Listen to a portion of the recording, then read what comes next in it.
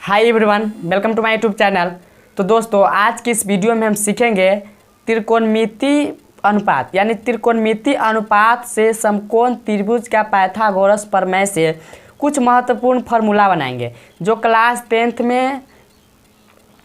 Tenth का math chapter त्रिकोणमितीय अनुपात से लिया गया है। ठीक है, जो एक्सरसाइज 9.1 होगा। तो आज हम पाइथागोरस प्रमेय को समझेंगे और किसे कहते हैं लंब, किसे कहा जाता है कर्ण, आधार, इससे क्या होता है। कितना ऐसा भी बच्चे होते हैं जिसको लंब नहीं मालूम होता है, कर्ण नहीं मालूम होता है, आधार नहीं मालूम होता है, 90 डिग्री कोण कहाँ बनता है, ये सब नहीं मालूम होता है। तो दोस्तों, आज की वीडियो में हम यही सिखाएंगे।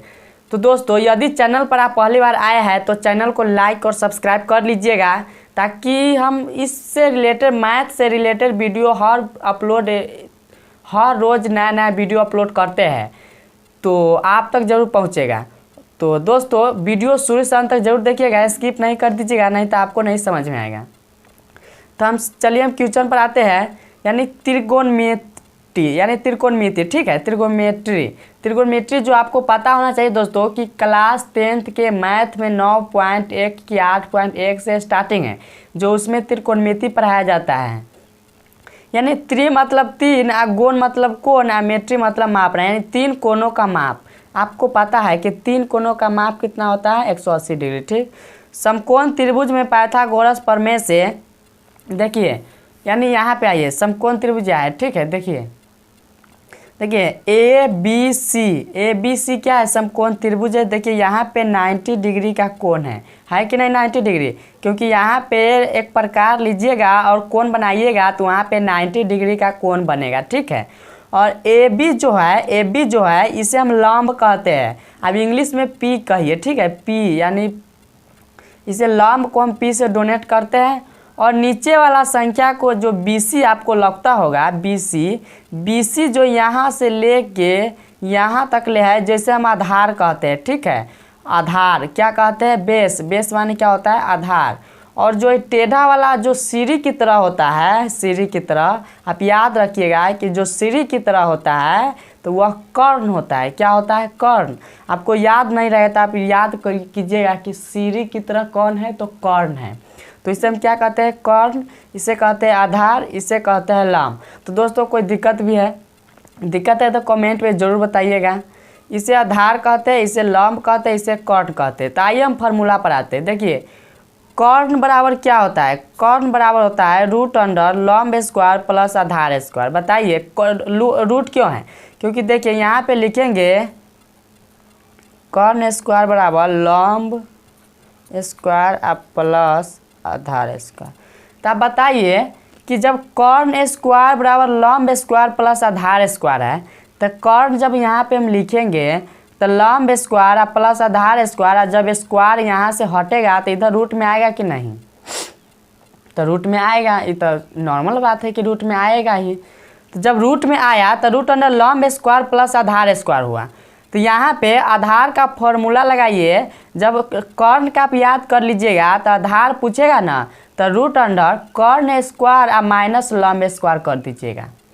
और इसी तरह लंब पूछेगा तो रूट अंडर कर्ण स्क्वायर माइनस आधार स्क्वायर, क्योंकि लंब पूछिए दिया है, हमें दो को पता है, कर्ण और आधार, तो कर्ण स्क्वायर माइनस आधार स्क्वायर। इसी तरह आधार का कर्ण स्क्वायर रूट अंडर माइनस लंब स्क्वायर। ठीक है, तो अब हम अगला फार्मूला पर आते हैं, जो त्रिकोणमितीय अनुपात का फार्मूला है, जो साइन थीटा बराबर क्या होता है, लंब बटा कर्ण यानी P/H। आपको पता है कि P यानी लंब, H मतलब कर्ण और B मतलब आधार। ठीक है, कॉस थीटा बराबर क्या होता है, कॉस थीटा बराबर होता है आधार बटा कर्ण यानी B/H। आपको फार्मूला में इस तरह का, यानी मैथ में इस तरह का सवाल दिया रहेगा, इसमें लंब दे दिया जाएगा, आधार भी दे दिया जाएगा, कर्ण पूछेगा, इस फार्मूला पर लगा दीजिए। इसी तरह मतलब मान लीजिए आधार दिया रहेगा, कर्ण दिया रहेगा, लंब पूछेगा, तो लंब निकालने के लिए क्या फार्मूला लगाएंगे, रूट अंडर कर्ण स्क्वायर माइनस आधार स्क्वायर। यानी इस पर हम एक क्वेश्चन बनाकर आपको बता देते हैं। पहले फार्मूला देख लेते हैं। कॉस थीटा बराबर क्या होता है, आधार बटा कर्ण B/H। ठीक है, कर्ण बटा B/H। tan थीटा बराबर क्या होता है, लंब बटा आधार, लंब बटा कितना होता है आधार, P/H, P/B, यानी B से बेस, P से लंब, ठीक। कॉट थीटा बराबर क्या होता है, आधार बटा लंब। कॉट थीटा बराबर क्या होता है, आधार बटा लंब, आधार बटा लंब। सेक थीटा बराबर क्या होता है, कॉर्न बटा आधार एच बटा बी। कॉसेक थीटा का होता है कॉर्न बटा लंब और एच बटा पी। आपको इस तरह से न याद होता है तो मैं आपके लिए एक ट्रिक के साथ लाया हूं जो आपको याद हो ही जाएगा।